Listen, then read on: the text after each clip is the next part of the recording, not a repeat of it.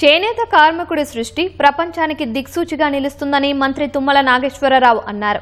చేనేత కళ భారతదేశ సంప్రదాయానికి ప్రతీక అని, అగ్గెపెట్టెలో చీరను నేసిన ఘనత మన నేతన్నలకే దక్కిందని ఆయన పేర్కొన్నారు.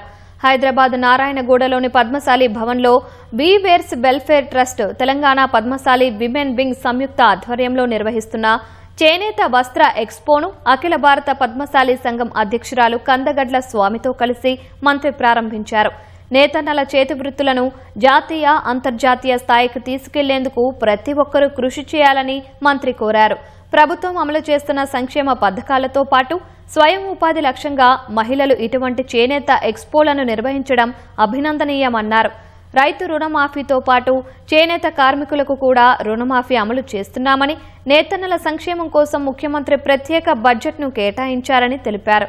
3 రోజుల పాటు కొనసాగే ఈ చేనేత వస్త్ర ప్రదర్శనలో ప్రజలు పెద్ద సంఖ్యలో పాల్గొని చేనేత ఉత్పత్తులను కొనుగోలు చేసి నేతన్నలను ప్రోత్సహించాలని మంత్రి తుమ్మల నాగేశ్వరరావు కోరారు.